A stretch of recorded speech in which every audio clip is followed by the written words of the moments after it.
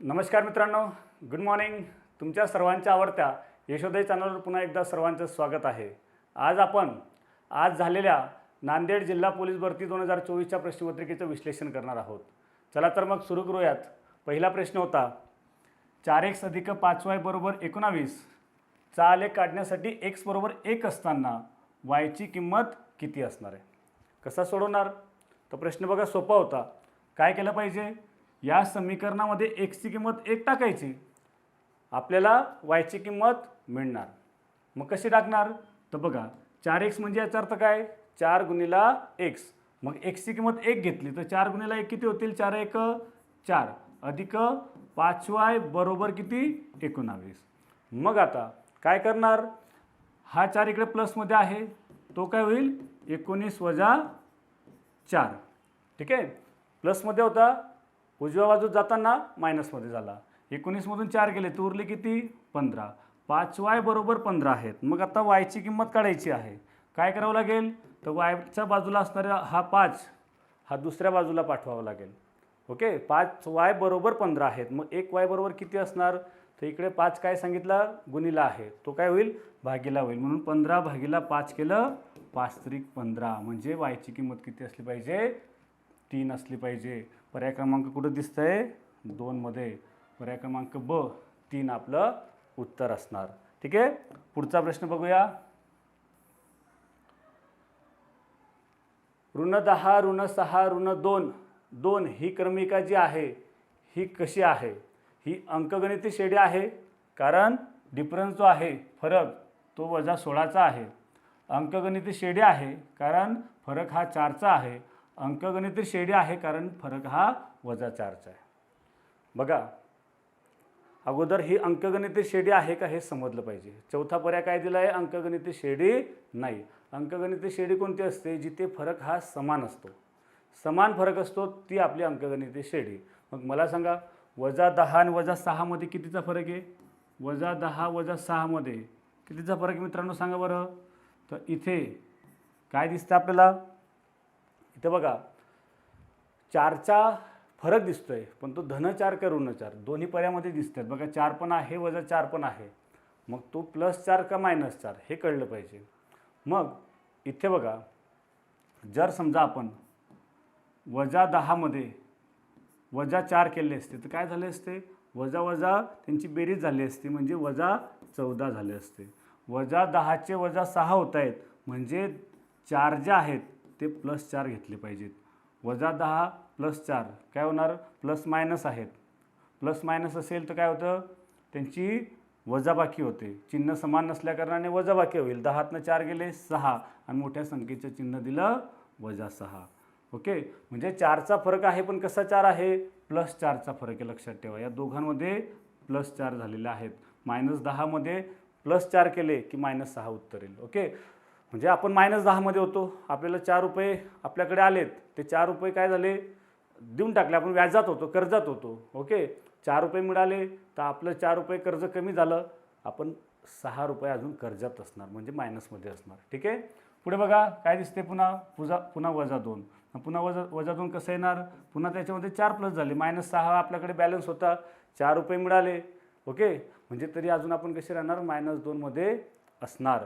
ठीक आहे, इथं समजू शकते. बघा, -6 + 4 केले तर प्लस मायनस काय होईल? वजाबाकी होईल. 7नं 4 गेले 2, मोठ्या संख्येचं चिन्ह दिलं -2. ठीक आहे, आता +2. आता समजते की नाही? -2 मध्ये +4 केले तर काय होणार? प्लस मायनस वजाबाकी होईल. 4तनं 2 गेले 2 आणि मोठ्या संख्येचं चिन्ह +2. प्लस चिन्ह नाही दिलं तरीही चालतं. 4चा फरक आहे, म्हणजे ही काय आहे? अंकगणिती श्रेणी आहे. हे निश्चित झालं. मग अंकगणिती श्रेणीमध्ये फरक काय आहे? 4 असला पाहिजे. पहिले 3 पर्याय दिसत आहेत की अंकगणिती श्रेणी आहे. फक्त फरक -16चा आहे, +4चा आहे का -4चा आहे? तर फरक काय सांगितला मित्रांनो? +4चा फरक असला पाहिजे. म्हणजे पर्याय क्रमांक ब हे आपलं उत्तर असणार आहे. ठीक आहे, समजून घ्या. प्रश्न मजेदार होता. ठीक आहे, पुढच्या प्रश्नाकडे जाऊया. ज्याचे पहिले पद -2 आहे आणि सामान्य फरकही कसा आहे? -2 आहे, तर अशा अंकगणिती श्रेणीतील पहिली 4 पदे कोणती असणार आहेत? बघा, म्हणजे पहिला, दुसरा, तिसरा तीनही प्रश्न आपल्याला कशावर दिसत आहेत? या अंकगणिती शेडीवर. ओके, काय प्रश्न सांगितला? ज्याचे पहिले पद -2 आहे. पहिलं पद काय सांगितलं? -2 आहे. आणि काय सांगितलं आहे? अंकगणिती शेडीतील पहिली 4 पदे म्हणजे त्याच्यातलं पहिलं पद हे -2 असलंच पाहिजे. -2 आपल्याला 4ही ठिकाणी दिसतंय. ठीक आहे. मग आता सामान्य फरक ही काय सांगितलं आहे? -2 आहे. मागच्या अंकगणिती शेडीमध्ये जसा तो फरक कितीचा होता? +4चा. आता फरक कितीचा आहे? -2चा. म्हणजे काय करायचं? मागच्या पदामध्ये -2 मिळवायचे. मग -2 काय होणार मित्रांनो? आता चिन्ह समान आहे तर बेरीज होईल. 2 आणि 2 झाले किती? 4. आणि त्यांचं चिन्ह आहे तसं दिलं -4. म्हणजे पुढचं पद हे -4 असणार. ठीक आहे. कुठे दिसतंय -4? -4 आपल्याला क आणि ड मध्ये दिसते. म्हणजे हे 2 पर्याय कट झाले. आता सामान्य फरक -2 आहे म्हणजे पुढच्या पदामध्ये आता पुन्हा काय होईल? -2 आणखी प्लस केले जातील. मग -4 -2 किती होणार? -6 होतील. समजतंय? मग -6 कुठं दिसतंय? पर्याय क्रमांक बघा क मध्ये दिसतंय. पुढचं पद शोधलं तर -8 आपल्याला निश्चितपणे मिळणार. म्हणजे पर्याय क्रमांक क हे आपलं उत्तर असणार आहे. ठीक आहे. पुढचा प्रश्न बघा. एका म्युच्युअल फंडाचे एका युनिटचे नक्त मूल्य काय आहे? 10.65 रुपये असेल तर 500 युनिटचे खरेदीसाठी लागणारी रक्कम किती रुपये असणार आहे? ठीक आहे. कायच दिलं आहे? एका युनिटची किंमत दिली. एका युनिटची किंमत किती आहे? 10.65. मग काय करणार आहे मित्रांनो? 10.65ला एका युनिटची किंमत सांगितली 10.65 आणि युनिट किती खरेदी केलेत? 500. म्हणजे 10.65ला 500ने गुणणार. मग 500ने गुणताना काय होईल मित्रांनो? तर इथे हे 2 शून्य आहे तसे ठेवले जातील. 5 5 25, 7च्याला 2, 6 पंचे 30, 30 आणि 2 32, 7च्याला 3, 5 10 50, 50 आणि 3 झाले किती? 53. हा झाला पॉईंटचा विचार न करता गुणाकार. आता पॉईंटचा विचार केला असता 2 घरानंतर पॉईंट जाईल. म्हणजे काय आपलं एकूण रक्कम किती असली पाहिजे? 5325 रुपये. 500 युनिटचे खरेदीसाठी लागणारी रक्कम ही 5325. पर्याय क्रमांक अ आपलं उत्तर असलं पाहिजे. ठीक आहे. बघा पुढचा प्रश्न बघूया. दर्शनी किंमत 100 असलेल्या शेअरचा बाजारभाव. ओके, दर्शनी किंमत 100 असलेल्या शेअरचा बाजारभाव 75 रुपये आहे. किती आहे? 75 रुपये. 75 रुपये बाजारभाव आहे. तर खालीलपैकी कोणते वाक्य योग्य आहे? काय सांगितलं आपल्याला? शेअरची दर्शनी किंमत 100 रुपये दिली आणि बाजारभाव किती आहे? 75 रुपये. आता आपल्याला हे कळलं पाहिजे की अधिमूल्य कोणाला म्हटलं जातं आणि अवमूल्य कशाला म्हटलं जातं. अधिमूल्य म्हणजे काय? अधि म्हणजे काय मित्रांनो? जास्त. म्हणजे दर्शनी किमतीपेक्षा जर समजा बाजारभाव जास्त असेल तर आपण काय म्हणू शकतो? त्याला अधिमूल्य म्हणू शकतोय. आणि जर समजा दर्शनी किमतीपेक्षा बाजारभाव कमी असेल, काय झालं? त्याचं अवमूल्यन झालं. म्हणजे ते काय असणार? आपलं अवमूल्य. मग मला सांगा, दर्शनी किंमत किती आहे? 100 रुपये आणि शेअरचा बाजारभाव किती आहे? 75 रुपये. म्हणजे अधिक आहे का कमी आहे? तर दर्शनी किमतीपेक्षा कमी आहे. म्हणजे पहिलं वाक्य जे आहे अधिमूल्यावर आहे. क हे देखील चुकीचं आहे. समजतंय की नाही? हां. अवमूल्य झाले. किती झाले? तर दर्शनी किंमत 100 रुपये आहे आणि बाजारभाव किती आहे? 75 रुपये. म्हणजे किती रुपये कमी झालेलं दिसतंय? 25 रुपये. म्हणून हा शेअर 25 रुपये अवमूल्यावर आहे असं आपण म्हणू शकतोय. म्हणजे या प्रश्नाचं उत्तर काय? पर्याय क्रमांक ब हे असलं पाहिजे. ठीक आहे. पुढचा प्रश्न बघा आता. खालील पर्यायापैकी कोणती संभाव्यता असू शकणार नाही? मजेदार प्रश्न आहे. कोणती संभाव्यता असू शकणार नाही बरं? तर संभाव्यता म्हणजे काय? काय असणार मित्रांनो संभाव्यता? संभाव्यता काय असू शकते? एकूण पैकीचे एक तर पैकी राहू शकतायत किंवा त्याच्यापेक्षा कमी राहू शकतायत. म्हणून मला सांगा, पैकीच्या पैकी असले म्हणजे संभाव्यता काय असू शकते? 1 असू शकते. ओके, एकास 1 असू शकते आणि त्याच्यापेक्षा कमी राहू शकते. म्हणजे काय? 0 ते 1च्या दरम्यान राहू शकते. हे समजून घ्या मित्रांनो. संभाव्यता ही कधीही 0 ते 1च्या दरम्यानच असते. हे लक्षात ठेवा. म्हणून इथे बघा 2/3चं उत्तर काय येईल? 0.66. म्हणजे ही संभाव्यता असू शकते. 3 पैकी 2 येऊ शकतात की नाही? संभाव्यतामध्ये येऊ शकत आहे. ओके. 15% म्हणजे काय रे मित्रांनो? हे समजून घ्या. आता 15% म्हणजे काय, टक्के म्हणजे भागिला 100. मग मला सांगा 100 पैकी 15 ही संभाव्यता येऊ शकते की नाही, येऊ शकते. ठीक आहे. हां, आता मला सांगा 0.7 म्हणजे किती, काय म्हणू शकतो आपण, 7/10 म्हणजे 10 पैकी 7 ही संभाव्यता येऊ शकते. ओके. पण मला सांगा आता 1.5 म्हणजे काय, 15/10 ही संभाव्यता येऊ शकत नाही, असू शकणार नाही. म्हणजे पर्याय क्रमांक ब हे आपलं उत्तर असणार आहे. ठीक आहे. पुढचा प्रश्न बघूया.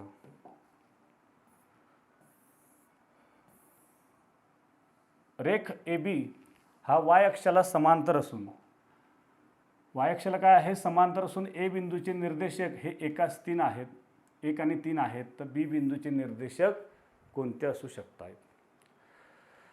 हा प्रश्न देखील मजेदार आणि मेरिट ठरवणारा प्रश्न आहे. कारण की बऱ्याच मुलांना हा तर कळणारच नाही, काय करावं, काय कसं काढायचं. इथे काही बेरीज वजाबाकी वगैरे काही करायची नव्हती. आपल्याला आता काय म्हटलं बघा, रेख AB हा वाय अक्षाला समांतर आहे. कोणत्या अक्षाला, वाय अक्षाला. मग आता आपल्याला हे आलेख कागदावर आपल्याला जर समजा मांडणी करता येत असेल तर सहज उत्तर देणार आहेत, किंवा आलेख कागद आपल्याला समजला असेल शालेय जीवनातला, तर या प्रश्नाचं उत्तर तुम्ही सहज देऊ शकतायत. आता रेख AB काय सांगितलं, आलेखामध्ये तुम्हाला माहिती असतं की जो आडवा अक्ष असतो तो काय असतो आपला एक्स अक्ष असतो, आणि जो उभा अक्ष असतो तो काय असतो आपला वाय अक्ष असतो. मग रेख AB हा कोणत्या अक्षाला समांतर आहे मित्रांनो, हा वाय अक्षाला समांतर. म्हणजे याचा अर्थ काय, रेख AB जी आहे ती उभी रेषा कुठेतरी असणार आहे. समजतंय, उभी रेषा असणार आहे. हां, मग इथे वाय अक्षाला समांतर असून ए बिंदूचे जे निर्देशक आहेत, ए बिंदूचे निर्देशक हे काय आहेत, 1 आणि 3 आहेत. 1 आणि 3 हे निर्देशक, पहिला जो निर्देशक असतो लक्षात ठेवा, एक म्हणजे हा एक्स अक्षावरचा आणि दुसरा हा वाय अक्षावरचा निर्देशक असतो. मग मला सांगा, एक म्हणजे काय, शून्यावरचं जे असणार आहे, शून्यापासून हे पहिलं 1 2 3 4 5 ही पहिली, आता हा असला एक्स बिंदूवरचा 1 आणि वाय बिंदूवरचा काय सांगितला, वाय अक्षावरचा 3 आहे. ओके, म्हणजे 3 कुठंतरी इथं असणार आहे. 1 2 3 आपण म्हटलं तर इथं 3 असणार आहे. मग मला सांगा, आता ही समांतर रेषा असेल तर ही तुमची कधी लक्षात ठेवा, आता या जे बी बिंदूचे निर्देशक आहेत, बी बिंदूचे निर्देशक हे कधी पण लक्षात ठेवा, पहिलं महत्त्वाचं कोणत्या अक्षाला समांतर आहे, वाय अक्षाला समांतर आहे. म्हणजे एक्स अक्षावरचे निर्देशक हे दोघांचे समानच असलं पाहिजे. कोणत्या अक्षावरचे, एक्स अक्षावरचे. कोणत्या अक्षाला समांतर आहे, वाय अक्षाला. वाय अक्षाला समांतर असल्या कारणाने एक्स अक्षाला दोन्हीही निर्देशक कोणाचे, ए आणि बीचे हे समान असले पाहिजे. मग एचा काय आहे 1, बीचा पण तेवढाच असला पाहिजे. मग बीचा कुठं दिसतो, पहिला 1, पहिल्या ठिकाणी 1 असला पाहिजे. म्हणजे हा दिसतंय का नाही, हा 1 असणार. आणि मग हा 1 इथे बी बिंदूचे निर्देशक एक्सवर काय असणार, 1 तेव्हाच येईल ना. जर एक्सवरचा तुमचा 2 घेतला तर ही रेषा अशी होईल. येते लक्षात. बीचा निर्देशक हा जर एक्सवरचा जर 1 नाही घेतला तर ती रेषा समांतर होणार नाही, तिरकस होईल, हे समजून घ्या. म्हणून आपण दोघांचे एक्सवरचे निर्देशक समान का म्हटले, कारण की ती वाय अक्षाला समांतर आहे. वाय अक्षाला समांतर तेव्हाच येणार जेव्हा एक्स अक्षावरचे निर्देशक हे आणि हे बघा लक्षात ठेवा, हे समान असले पाहिजेत. म्हणजे हे समान आहे. आणि वाय अक्षावरचं काय, बीचा निर्देशक -3 कुठे असणार आहे, चौथं चरण या ठिकाणी 1 2 3 हे -3 असणार. म्हणजे या ठिकाणी बघा ही बरोबर समांतर रेषा तयार होणार जोडली तर, हे समजून घ्या. म्हणून हे फक्त बघितल्याबरोबर उत्तर द्यायचं होतं. कोणत्या अक्षाला समांतर आहे, वाय अक्षाला. म्हणजे एक्सवरचा, म्हणजे पहिला जो निर्देशक, एक्स म्हणजे काय, पहिला निर्देशक हा एक्सचा असतो, दुसरा हा वायचा असतो. एक्सवरचे निर्देशक हे समान असले पाहिजे. मग एक्सचा निर्देशक इथं 1 दिसत होता, 1 कुठं, इथे पर्याय क्रमांक ड मध्ये. ओके, ठीक आहे. पुढच्या प्रश्नाकडे जाऊया. उत्तर काय सांगितलं याचं, पर्याय क्रमांक ड. हां, पुढच्या आता तिन्ही प्रश्न हे आपल्याला रोमन संख्यावर आधारित आहे. पहिला काय आहे, 47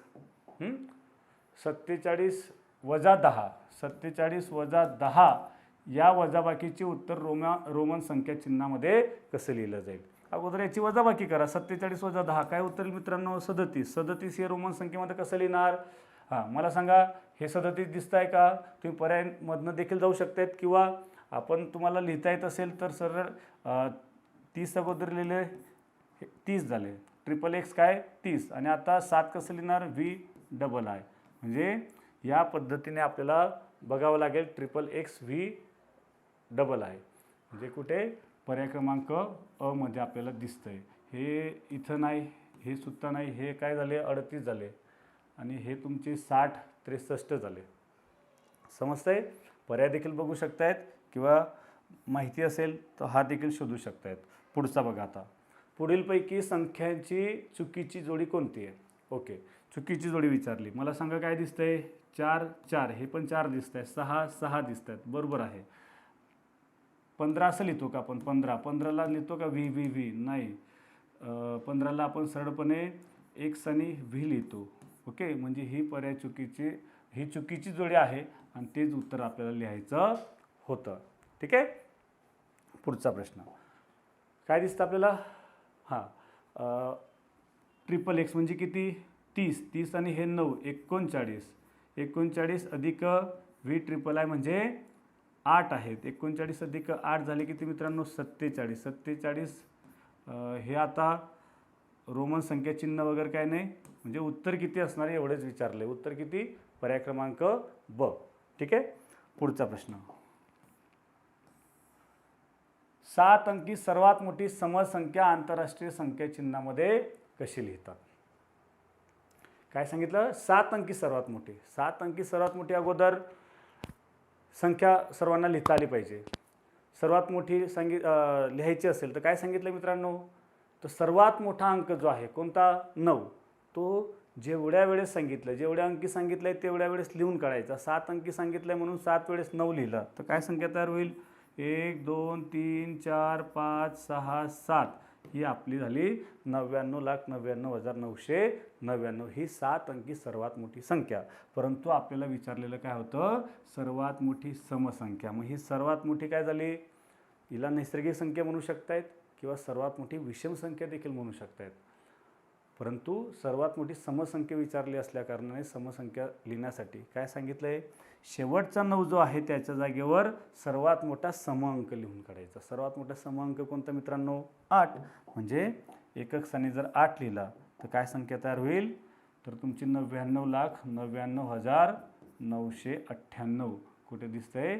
पर्याय क्रमांक क मध्ये. ओके. पुढचा प्रश्न. गुरुस्मृती विद्यालयात 2,25,000 विद्यार्थी शिकत आहेत. ही संख्या आंतरराष्ट्रीय संख्या चिन्हामध्ये कशी लिहिली जाईल? किती सांगितले? 2,25,000. मग 2,25,000 मला सांगा. इथं तर 22,000 दिसत आहे, हा पर्याय कट झाला. इथं 2,500 दिसत आहेत, हे काय 2,225 आहे. त्याला आपण 2,25,000 म्हणणार का? नाही. 2,25,000 म्हणजे कोणतरी मित्रांनो 2,250. पर्याय क्रमांक ब हे आपलं उत्तर असलं पाहिजे. त्यानंतर पुढचा प्रश्न होता 75,09,535 या संख्येनंतर येणारी क्रमिक संख्या पुढीलपैकी कोणती? क्रमिक म्हणजे क्रमाने येणारी पुढची संख्या. मग अगोदर 75,09,535 कसं लिहिणार? 75,09,000 आणि 535. याच्यानंतरची क्रमाने येणारी पुढची कोणती असणार? तर 536 असणार. कुठं दिसतंय? 75,09,000. इतर हे तर नाहीच आहे. ओके, हे पण नाही. इथं बघा, ही मागची झाली, आपल्याला 36 पुढची पाहिजे. म्हणजे पर्याय क्रमांक ड आपलं उत्तर असलं पाहिजे. पुढचा प्रश्न बघा. हां, 5 गुणिले 1 अधिक 8 गुणिले 1000 अधिक 7 गुणिले 1000 अधिक 6 गुणिले 100. आता तुम्ही बघा काय करू शकताय? अगोदर ज्यांचा गुणाकार आहे, गुणाकार चिन्ह जिथे जिथे आहे त्यांचा गुणाकार करून टाकायचा. बॉडमासच्या नियमानुसार अगोदर गुणाकार झाला पाहिजे. मग तुम्ही गुणाकार करा आणि मग नंतर बेरीज करा, तेही चालतंय. त्या अगोदर हे समजून घ्या. 5 एक म्हणजे लक्षात ठेवायचं, इथे 10ने गुणलं आहे का? नाही.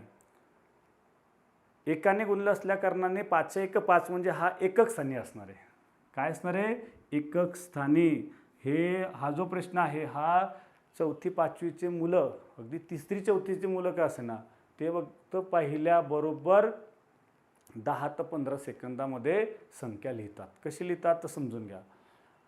5 गुणिले 1 हा जो आहे हा त्याचा एकक स्थान आहे. यानंतर आता दशक स्थान कोणतं असणार? तर 100 10ने जिथं गुणलेलं असणार, सॉरी 10ने जिथं गुणलेलं दशक येतंय लक्षात. एकक म्हणजे काय, एक म्हणून एकाने गुणलं तो एकक असणार. दशक म्हणजे 10ने गुणलं तो दशक असणार. शतकाने गुणलं तो हजाराच्या घरी असणार. येतंय. मग इथे बघा, सांगा बरं, 10ने गुणलं कुठं दिसतंय, हा दशक झाला. काय झाला, 7. आता 100ने गुणलेलं शतकाने जो गुणलं असणार आहे तो काय असणार, शतक स्थानी असणार. कुठे, 600. बघा, 6 गुणिले 100 600, हा शतक स्थानी असणार. आता 1000, हजाराने गुणलेलं हा जो 8000 आहे तो सरळपणे हजाराच्या घरी असणार. येतंय. एकक एकाने गुणलेलं, दशक 10ने गुणलेलं, शतक 100ने गुणलेलं आणि हजार हजाराने गुणलेलं. सहस्र देखील म्हणू शकतो. सहस्र म्हणजे हजाराने गुणलेलं. झालं. काही गुणाकार करायची गरज नाही आहे. पहिल्याबरोबर तुम्ही उत्तर लिहू शकत होता. उदाहरणार्थ बघा, अजून एक उदाहरण आपण घेतलं. 6 गुणिले 10 अधिक 5 गुणिले, समजा या पद्धतीने उदाहरण असेल. आता हा करणार कसं, तर इथे बघा, इथे मला सांगा एकक दिसतोय का, नाही आहे, म्हणून एकक 0 लिहून काढायचा. दशक बघा, इथे दशकाने गुणलेलं दिसतं म्हणजे दशक स्थानी 6 आहे. आता 100ने गुणलेलं दिसतंय का, नाही. हजाराने गुणलेलं दिसतंय का, नाही. हजाराची संख्या देखील नाही. आणि इथे आता 10,000ने गुणलेली संख्या दिसते. कोणती आहे, 5. म्हणून हा सरळ 10,000ला लिहून काढला. म्हणजे यांचा गुणाकार करून बेरीज केली तरीही हेच उत्तर येईल 50,060. कारण की 10,000 गुणिले 5 केलं तर 50,000 आणि हे 60, 50,060. समजून घेण्यासाठी आपण एक उदाहरण घेतलं होतं. आता पुढचं बघा, 10a अधिक b ही 2 अंकी संख्या 84 आहे. जर b ची किंमत 4 असेल तर a ची किंमत किती असणार. आता 10a, आता तुम्ही इथे याच्यात देखील किमती टाकू शकता. 10a अधिक b ही 2 अंकी संख्या बरोबर काय आहे, 84. त्याच्यापैकी b ची किंमत किती आहे, b ची किंमत 4 दिलेली आहे. मग 10a अधिक 4 बरोबर 84. मग अधिक 4 वजा झाले तर 84मधून 4 गेले तर 80. 10a बरोबर 80 आहेत. तर a बरोबर किती असणार, तर 10ला कशाने गुणल्यावर 80 येणार, तर 8ने. a बरोबर 8 असणार.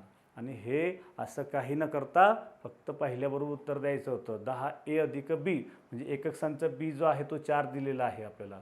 म्हणजे हा 10a ची किंमत ही 8ची म्हणजे 80 असली पाहिजे. मग 10a म्हणजे दशकाला मागच्या उदाहरणात जे आहेत तेच आहेत. दशक आहे की नाही, मग 10, तर दशकाला किती दशक, तर 8 दशक आहेत. येतंय.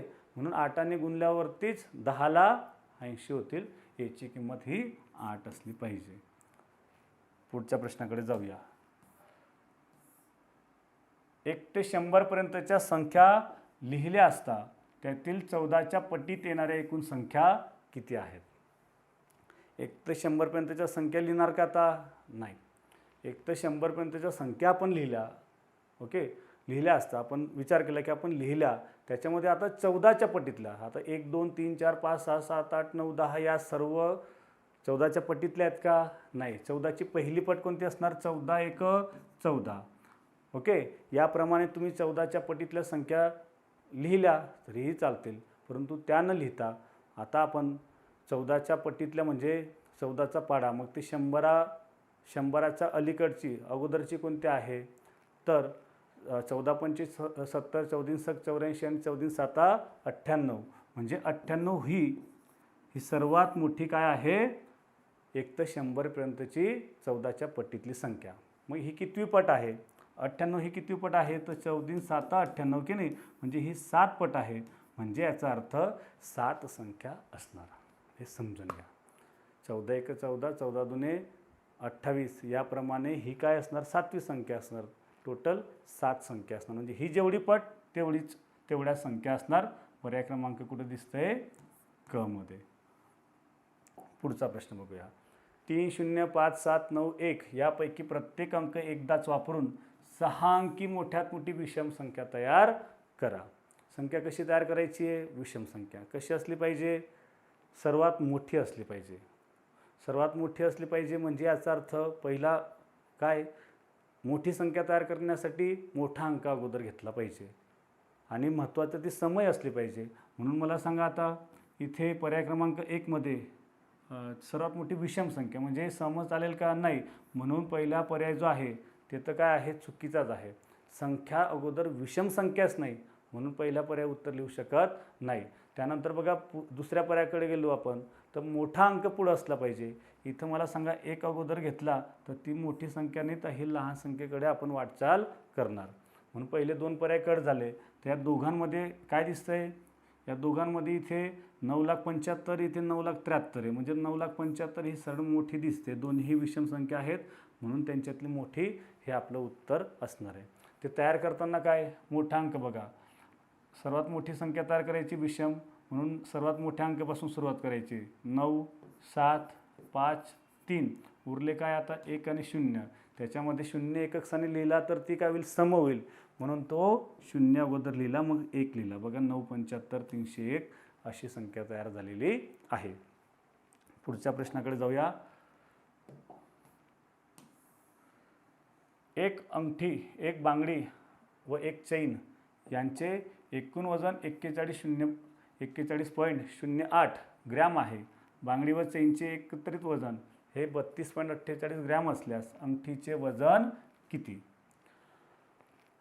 तिघांचं वजन किती दिलं आहे, 41.08. त्याच्यापैकी बांगडी आणि चेनचं एकत्रित वजन किती आहे, 32.48. मग आपण 41.08 याच्यामधून 32.48 जर वजा केलं तर आपल्याला उरलेलं वजन हे कोणाचं मिळणार, तर तुमचं अंगठीचं वजन मिळणार. बरोबर आहे की नाही.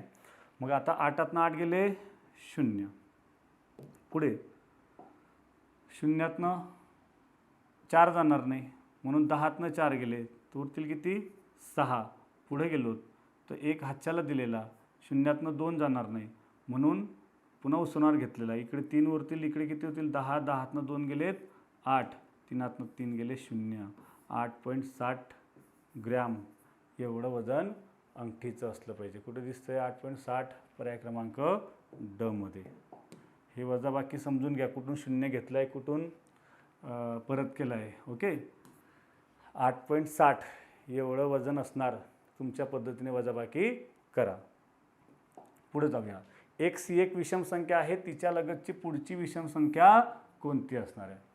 आता इथे काय दिलं आहे, संख्या नाही दिली आहे तर आपल्याला एक चल दिलेला आहे. x ही एक काय आहे, विषम संख्या आहे. मग मला सांगा विषम संख्येमध्ये काय असतो, सम असो की विषम असो, 2चा फरक असतो क्रमवार 2 संख्येमध्ये.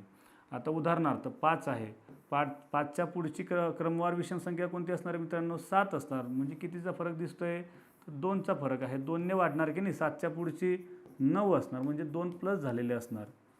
कोणत्याही 2 क्रमवार विषम संख्येमध्ये 2चा फरक असतो.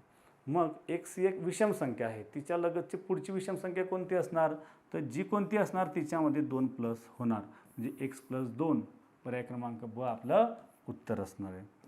पुढचा प्रश्न बघा.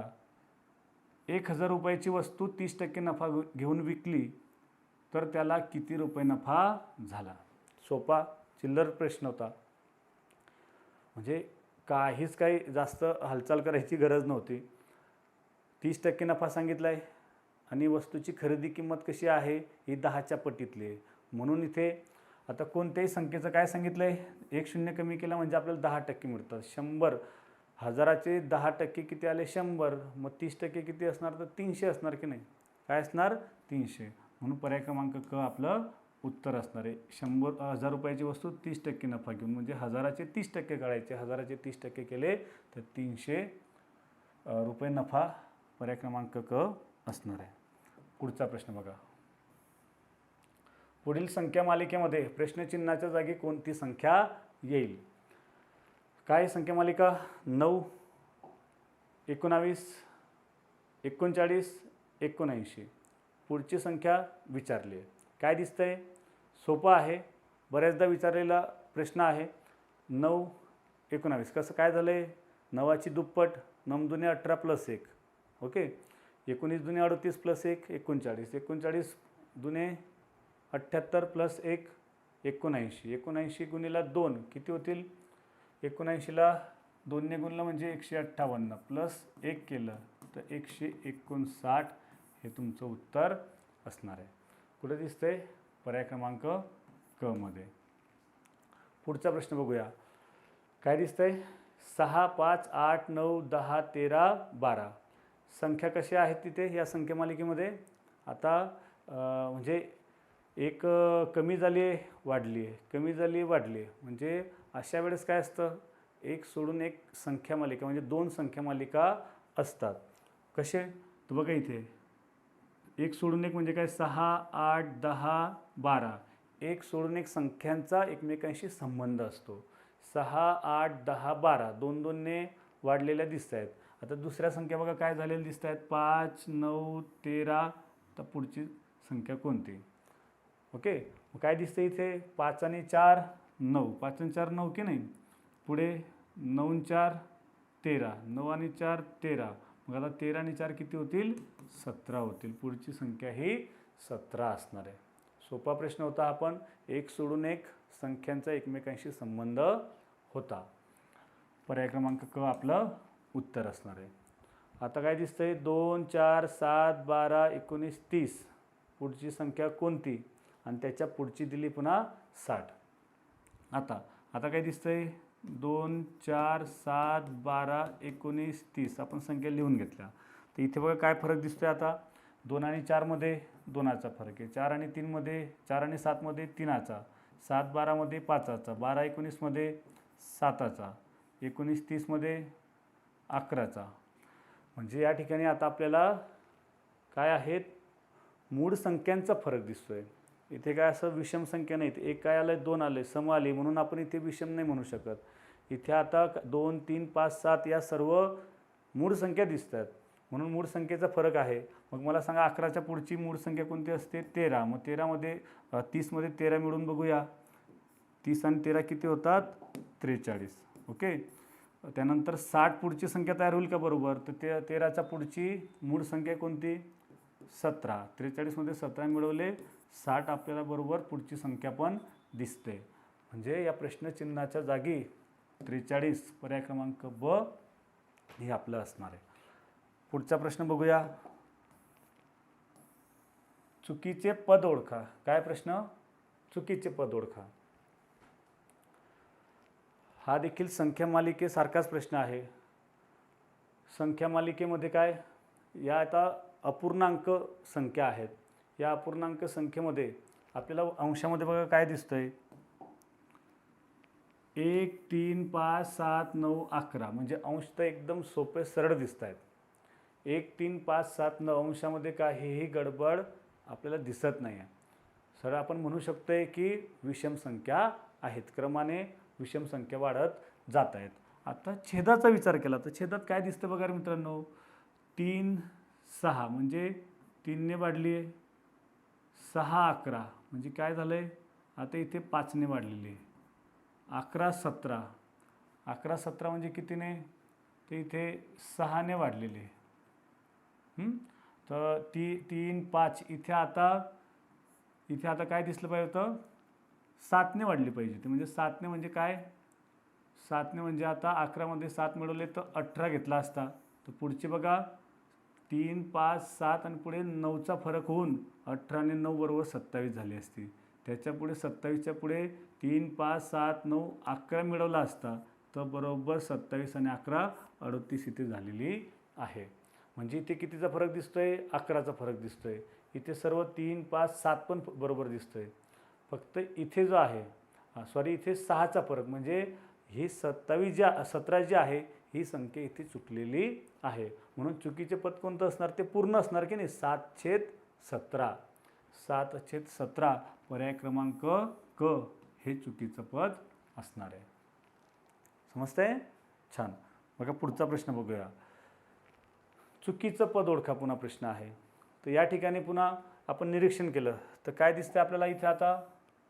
तर इथे बघा इथे संख्या आता कमी कमी होताना आणि एकसारख्या कमी होत आहेत. आता असं नाही की एक आड एक कमी जास्त प्रमाणात चालत आहेत. तर इथे सरळ काय होतंय? सर्व संख्या क्रमानेच कमी होताना दिसत आहेत.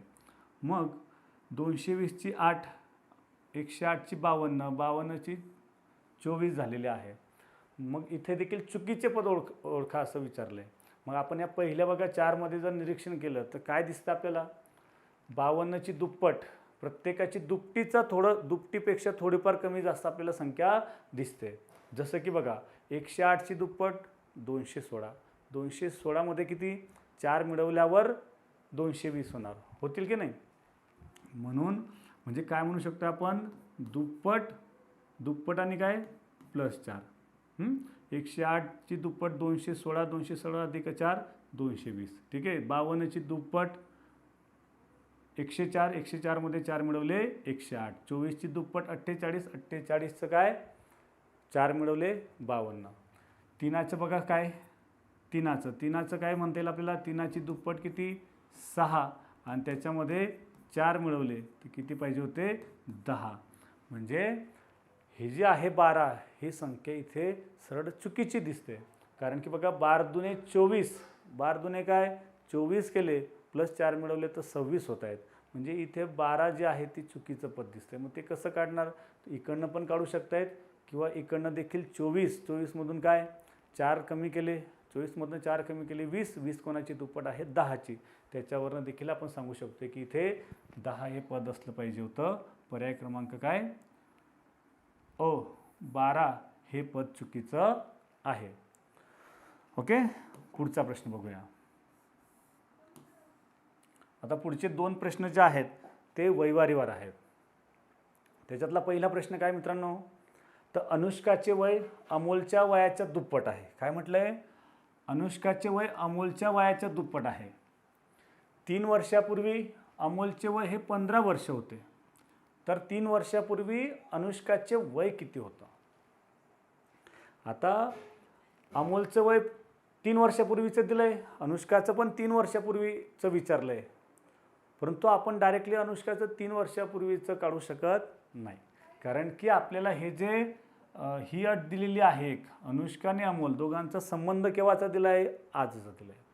आज अनुष्काचे वय अमोलच्या वयाच्या दुप्पट आहे. मग आज अगोदर अमोलचं वय किती आहे हे आपण काढलं पाहिजे.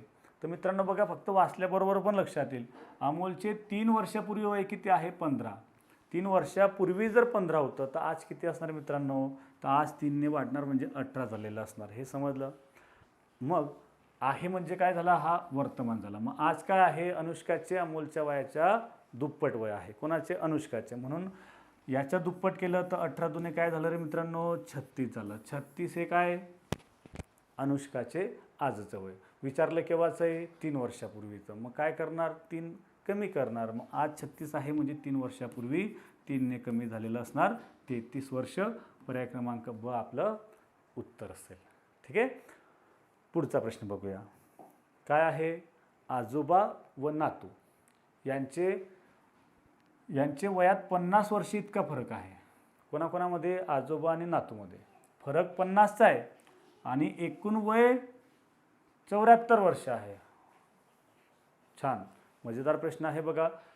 आजोबा आणि नातू यांच्यामध्ये फरक 50 वर्षाचा आहे आणि त्यांच्या वयांची बेरीज 74 वर्ष आहे. तर 5 वर्षापूर्वी आजोबाचं वय किती असणार आहे. आता हा प्रश्न तुम्ही बघा, हा वैवारीमध्ये आहे, पण मागच्या प्रश्नपत्रिकांमध्ये आपण 2 संख्यांवर आधारित आपण हे सोडवत होतो. 2 संख्यांचे गुणोत्तर काढण्यासाठी आपल्याला सांगितलेलं, ओके, विचारलेलं होतं आणि त्याच ठिकाणी आपल्याला दिलेलं असायच्या की 2 संख्यांची बेरीज एवढी आहे, 2 संख्यांचा फरक असा आहे, तर त्यांचं गुणोत्तर किती किंवा त्यांच्यातली मोठी संख्या कोणती, लहान संख्या कोणती, हाच प्रश्न आहे. येतंय. आता इथे 2 संख्या आहे, त्याच्यातली मोठी कोणती, तर आजोबाचं वय म्हणजे मोठी संख्या, नातूचं वय म्हणजे ही लहान संख्या असणार आहे. येतंय. त्यांच्यातली बेरीज आहे 74 वर्ष आणि वजाबाकी आहे 50 वर्ष.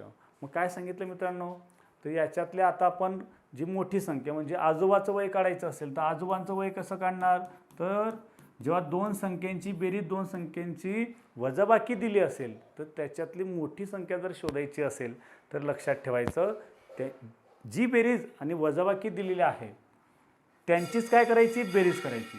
74 आणि 50, 74 अधिक 50 या दोघांची बेरीज आणि भागीला 2 केलं. ठीक आहे. मग 74 आणि 50 झाली किती, 404, 7 5 12, 124 भागीला 2 केलं तर 62 12 बेदुने 4, 62 वर्ष वय हे काय असणार आहे, आजोबांचं आजचं वय. ओके. तुम्ही आता इथे नातूचंही काढू शकतात. नातूचं काढायचं असेल तर हे 62 तुम्ही 74मधून कमी करू शकतायत. 74मधून 62 केलं तर 12 वर्ष वय हे कोणाचं असणार आहे? हे नातूचं असणार. नातूचं काय? नातूचं 12 वर्ष. ठीक आहे. म्हणजे याच्यावरून बघा, बेरीज केली तर 74 भरणार, फरक बघितला तर 50चा असणार. ठीक आहे. मग आता उत्तर कसं देणार? 62 पर्यायामध्ये आहे ते देणार का? नाही. तर आपल्याला 5 वर्षापूर्वी विचारलं आहे, हे पण लक्षात ठेवायचं, घाई करायची नाही. 62 हे आजचं आलं, 5 वर्षापूर्वीचं विचारलं तर 62मधून 5 कमी करणार, म्हणजे 57 वर्ष हे आजोबांचं 5 वर्षापूर्वी वय असणार. ठीक आहे. पुढे जाऊया. एका पुरुषाकडे पाहून शुभम म्हणाला. एका पुरुषाकडे पाहून काय म्हटलं शुभम? त्याच्या वहिनीच्या जावेचा मुलगा माझा भाऊ आहे. तर शुभम त्या पुरुषाचा कोण असणार आहे? आता या प्रश्नाची मांडणी करून देखील उत्तर सोडवू शकतायत. ठीक आहे. किंवा प्रत्यक्षामध्ये स्वतः आपण एक विचार केला, कृती करण्याचा विचार केला की त्या पुरुषाकडे पाहून शुभम म्हणाला. शुभम म्हणजे आता मी आहे, मी म्हटलं, आपण स्वतः म्हटलं काय की त्याच्या वहिनीच्या जावेचा मुलगा. वहिनीचा जावेचा मुलगा म्हणजे कोण रे? वहिनीची जाऊ म्हणजे काय? स्वतःची बायको की नाही. वहिनीचा जाऊ म्हणजे स्वतःची बायको, आणि त्याचा कोण आहे? मुलगा हा माझा भाऊ आहे. म्हणजे काय? त्याचा मुलगा आता मला सांगा, वहिनीची जाऊ म्हणजे त्याची बायको, आणि त्या बायकोचा मुलगा म्हणजे माझा भाऊ आहे, शुभमचा भाऊ आहे. म्हणजे मला सांगा, त्या पुरुषाचं शुभम कोणाला? आपण कोण? तर मुलगा. हे लक्षात येतं मित्रांनो. म्हणून पर्याय क्रमांक ड बघा, हे सरळ उत्तर तुम्ही देऊ शकताय. सोपा प्रश्न होता. हे एवढं कळलं पाहिजे. वहिनीचा जावेचा मुलगा, वहिनीचा जावेचा म्हणजे कोण? तर पुरुषाचे वहिनीचे जाऊ म्हणजे त्या पुरुषाची बायको, आणि त्याचा मुलगा हा माझा भाऊ आहे, शुभमचा भाऊ, म्हणजे शुभम हा त्या पुरुषाचा मुलगा आला. ठीक आहे. पुढचा प्रश्न बघा. आता छान प्रश्न आहे, मोठा दिसतोय पण सोपा आहे. बघा, मांडणी करायची होती एका वेळापत्रकानुसार. एक वेळापत्रक आहे कशाचं? तर शाळेच्या परीक्षेची सोमवारी सुरुवात झाली आहे. त्याच्यामध्ये गणित या विषयाचे सलग विषयाने ती परीक्षा सुरू झाली आहे. काय आहे प्रश्न? तर शाळेचं एक वेळापत्रक आहे. त्या वेळापत्रकानुसार शाळेचे सोमवारी गणिताने सुरुवात झालेली आहे परीक्षेची. सोमवारी काय म्हटलं आहे? सोमवारी गणिताने सुरुवात झाली. ओके. हां. आता पुढं काय म्हटलं आहे? विज्ञान 2 व नंतर विज्ञान 1 या विषयाच्या परीक्षेदरम्यान इंग्रजी या विषयाची परीक्षा झाली आहे. ओके. कोणानंतर? विज्ञान 2 नंतर. मग समजून घ्या बघा. आता विज्ञान 2 नंतर विज्ञान 1, ओके, सायन्स 2 नंतर सायन्स 1 या विषयाच्या परीक्षेदरम्यान इंग्रजीची झाली आहे. म्हणजे यांच्यामध्ये काय आहे? इंग्रजी आहे, हे समजून घ्या. हां. ठीक आहे. आता ते कोणत्या वारी आहेत हे अजून दिलेलं नाही. वेळापत्रकानुसार सोमवारपासून सुरुवात झाली आहे. सोमवारी कोणता पेपर सांगितला आहे? गणित सांगितलं आहे. हे क्लिअर. मध्ये कुठंतरी विज्ञान 2च्या नंतर विज्ञान 1 आहे, परंतु त्यांच्यामध्ये इंग्रजी आहे. कोणत्या वारी हे क्लिअर नाही. पण पुढं काय म्हटलं आहे? विज्ञान 1 या विषयाच्या परीक्षेनंतर मराठी विषयाची परीक्षा आहे. ओके. विज्ञान 1 जो आहे ना, याच्यानंतर आता मराठीचा पेपर आहे. ओके. म्हणजे हे सलग पेपर आहेत. विज्ञान 2, इंग्रजी, विज्ञान 1 आणि मराठी. आता किती झाले? 1 2 3 4 5. आता म्हटलं काय? इंग्रजी या विषयानंतर तिसऱ्या दिवशी हिंदी या विषयाची परीक्षा झाली. इंग्रजी या विषयानंतर, ओके, इंग्रजी या विषयानंतर तिसऱ्या दिवशी, म्हणजे बघा इंग्रजी इथं आहे, इंग्रजीनंतर तिसऱ्या दिवशी म्हणजे 1 2 3 म्हणजे मराठीनंतर तुमचं हिंदी झालं आहे. दिसतंय सर्वांना? म्हणजे पेपर कसे झालेत मित्रांनो समजून घ्या. आता बघा, अगोदर गणित झालं आहे, त्यानंतर विज्ञान 1 झालं आहे. बघा, विज्ञान 2 झालं आहे. ओके. हां. हा विज्ञान 2 झाला आहे. विज्ञान 2 नंतर बघा आता इथे दुसऱ्या कलरमध्ये लिहा इंग्लिश झालं आहे. विज्ञान 2 नंतर इंग्लिश झालं आहे. इंग्लिश नंतर बघा काय दिसतंय, विज्ञान 1 झालं आहे. विज्ञान 1 झालं आहे. विज्ञान 1 नंतर मित्रांनो बघा मराठी झालं आहे. काय झालं, मराठी झालं आहे. आता मराठी नंतर हिंदी झालं आहे. या क्रमाने पेपर झालेले आहेत. आता म्हटलं काय तर विज्ञान 1 या विषयाची परीक्षा कोणत्या दिवशी झाली, विज्ञान 1 या विषयाची परीक्षा. मग इथं काय दिलं आहे तर वेळापत्रकानुसार शाळेच्या परीक्षेची सोमवारी सुरुवात झाली आहे. म्हणजे गणित या विषयाचा पेपर हा सोमवारी असणार आहे. मग सोमवारी जर गणित आहे तर काय दिसतं आपल्याला, मंगळवारी तुमचा विज्ञान पेपर असणार, बुधवारी तुमचा इंग्लिशचा असणार, विज्ञान 2चा पेपर मंगळवारी विचारलेला आहे, विज्ञान 1चा पेपर. विज्ञान 1चा पेपर बघा गुरुवारी आहे, मराठी शुक्रवारी आणि हिंदीचा शनिवारी.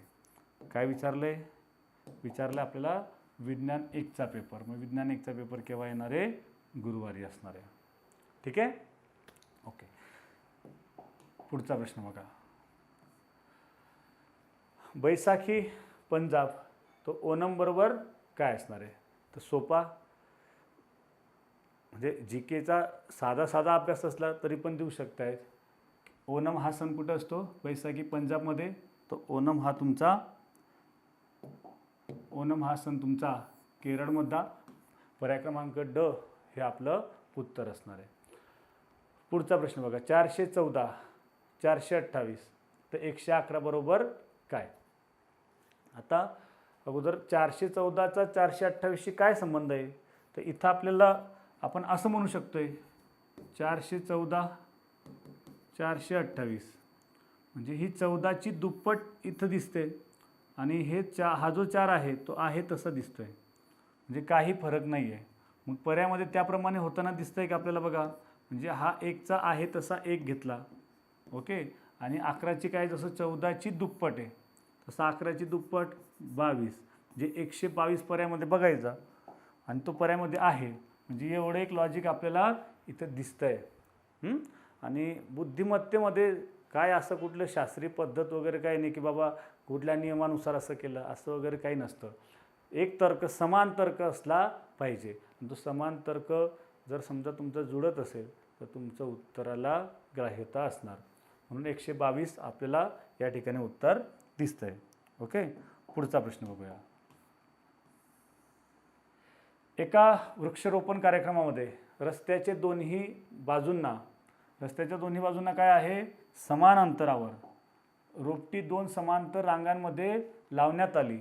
61व्या रोपट्याचे स्थान रांगाच्या मध्यभागी असल्यास एकूण किती रोपटे लावण्यात आले. काय म्हटलं आहे, एका वृक्षारोपण कार्यक्रमामध्ये रस्त्याच्या दोन्ही बाजूंना काय आहे, समान अंतरावर रोपटी आहेत, म्हणजे दुतर्फा आहेत. हे समजतंय की नाही, रस्त्याच्या दोन्ही बाजूंना म्हणजे दुतर्फा. मग आता हा रस्ता आहे, या रस्त्याच्या काय आहेत, दोन्ही बाजूंना इथं पण आहेत झाडं आणि इथं पण आहेत. ओके, हे समजून घ्या. पुढं काय म्हटलंय, जो 61व्या क्रमांकाचं रोपटं आहे, 61वा तो काय आहे, 61व्या क्रमांकाचं रोपटं हे मध्यभागी आहे. इकडे 61, इकडे 61, 61व्या क्रमांकाचं जे रोपं असणार ते रांगाच्या मध्यभागी असणार. ओके, मग मला सांगा मध्यभागी म्हणजे काय रे मित्रांनो, दोन्हीकडनं समान असणार. 61 म्हणजे त्याचा नंबर इकडनं पण 61, इकडनं पण 61. म्हणजे याचा अर्थ काय, इकडे किती रोपं असणार, 60 असणार, इकडे देखील 60 रोपं असणार. म्हणजे एकूण किती असणार, 60 60 120 आणि मधलं हे 61. म्हणजे एका रांगेमध्ये किती होत आहेत, 121. एका बाजूला रस्त्याच्या एका बाजूला किती, 121. आणि काय म्हटले, दोन्ही बाजूंना समान अंतरावर आहे. म्हणजे काय, इकडे पण 121 तिकडे पण 121, म्हणजे 121 दोन्ही केले तर 242 एवढे रोपटे लावलेले असणार आहेत. कुठे दिसते, पर्याय क्रमांक ड मध्ये. ठीक आहे, पुढचा प्रश्न बघूया. सकाळी जॉगिंग करत असताना दिलीपचे तोंड काय म्हटलं आहे, दक्षिणेकडे होतं. विजय दिलीपच्या डावीकडे असलेल्या दिशेस तोंड करून धावत होता, तर विजयच्या डावीकडे कोणती दिशा असणार आहे?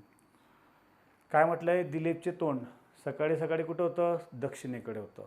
मग समजून घ्या, काय सांगितलं? पूर्व, पश्चिम, दक्षिण आणि उत्तर. ओके. आता दक्षिणेकडे तोंड होतं सकाळी सकाळी आणि दिलीपचं तोंड दक्षिणेकडे होतं, त्यावेळेस विजय दिलीपच्या डावीकडे होता. मग जेव्हा आपलं तोंड दक्षिणेकडे असतं तेव्हा डाव्या हाताला कोणती दिशा येते? तेव्हा पूर्व दिशा असते. हे येते की नाही? डावीकडे पूर्व, जेव्हा दक्षिणेकडे आपलं तोंड असणार. मग विजय हा डावीकडे असलेल्या दिशेस तोंड करून धावत होता, म्हणजे याचा अर्थ विजय हा पूर्वेकडे धावत होता. कोणत्या दिशेला? पूर्वेकडे. कोण? विजय. मग विजय पूर्वेकडे धावत असताना काय म्हटलंय? विजयच्या डावीकडे कोणती दिशा असणार आहे?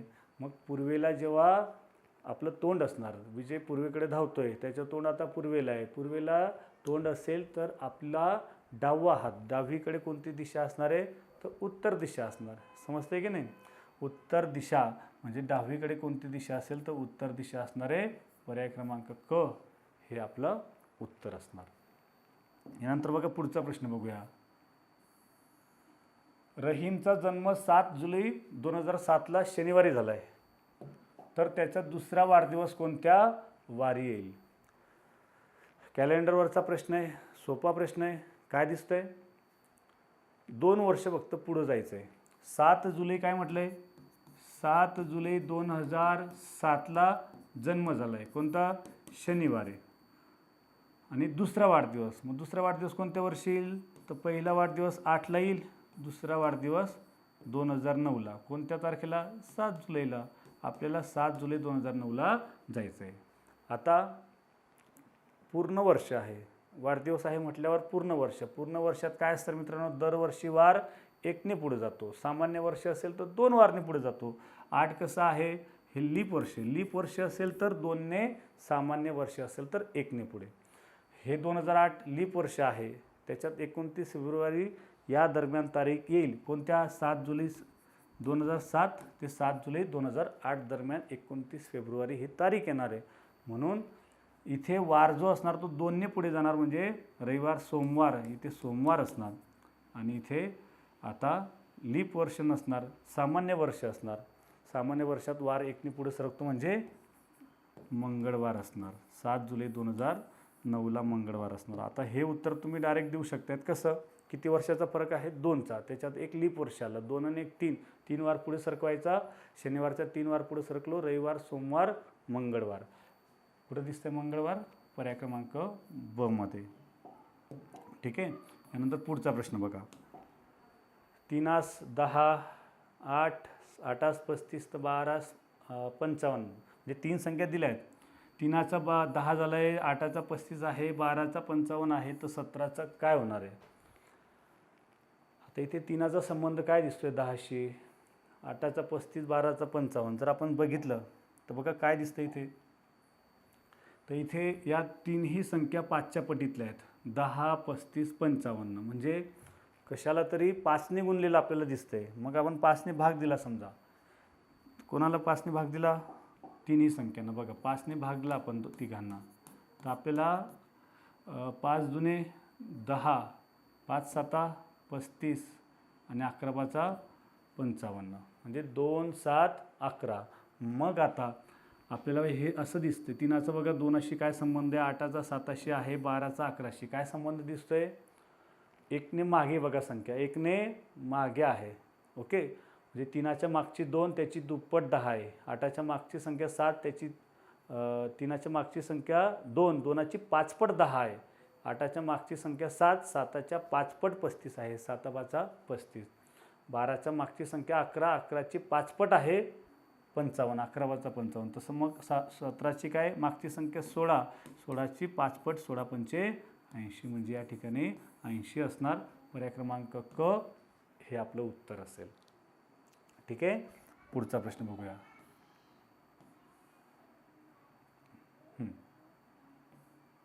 प्रश्नचिन्हाच्या जागी पर्याय निवडा. 6 2 40 3 1 10 4 5 तर इथे पर्यामध्ये या चौकटीतली संख्या आपल्याला विचारली आहे. आता इथे 6 2 आणि 40शी काय संबंध दिसतोय, तर इथं 6 2चा म्हणजे वर्गाशी संबंध इथं दिसतोय. 6 आणि 2, 6चा वर्ग बघा मित्रांनो 36, 36 आणि 2चा वर्ग 4, किती झाले 40. तसं 3चा वर्ग बघा, 3चा वर्ग 9, 1चा वर्ग 1, 9 आणि 1 किती झाले 10. मग 4 आणि 5 या दोन्ही संख्यांचे वर्ग प्लस करणार. 4चा वर्ग 16, 5चा वर्ग 25, 16 आणि 25 झाले किती 41. म्हणजे या ठिकाणी 41 संख्या असली पाहिजे. पर्याय क्रमांक क आपलं उत्तर असणार. ठीक आहे. हां, पुढचा प्रश्न बघा. आता व्हेन आकृतीवर प्रश्न आहे. काय दिसतंय, पुढील व्हेन आकृतीचे अचूक वर्णन करणारा पर्याय कोणता. अचूक वर्णन करणारा, मग आपण जर इथे पर्याय बघितले तर पुरुष स्त्रिया डॉक्टर, पुरुष स्त्रिया डॉक्टर. त्यानंतर काय दिसतं आपल्याला, संख्या समसंख्या विषम संख्या, वृक्ष आंबा फणस देश राज्य जिल्हा. तर या आकृतीशी संबंध, देश राज्य जिल्ह्याचं कसं असणार मित्रांनो, हा देश त्याच्यात राज्य आणि जिल्हा, म्हणजे या आकृतीचे वेन डायग्राम असे असणार. वृक्ष आंबा फणस, ओके, वृक्ष बरेच वृक्ष असतात, त्याच्यात आंबा पण आहे फणस पण आहे, जी याची आकृती अशी असणार. संख्या समसंख्या विषम संख्या, संख्या पुन्हा म्हणजे संख्या समसंख्या विषम संख्या, म्हणजे हीच आकृती येईल. ओके, सेम आकृती आहे. आणि पुरुष स्त्रिया डॉक्टर, म्हणजे हा डॉक्टर आणि त्याच्यामध्ये पुरुष स्त्रिया, म्हणजे वास्तविकतेमध्ये परफेक्ट आकृती जी आहे वेन डायग्राम याच्यासाठी ही असली पाहिजे. मधला हा जो आहे डॉक्टर आणि त्याच्यात पुरुष स्त्रिया, समजते ना. परंतु इथे आता म्हणजे या तिघांचा तर काही संबंध नाही आहे. ही थोडे मधले जे आहेत हे आपण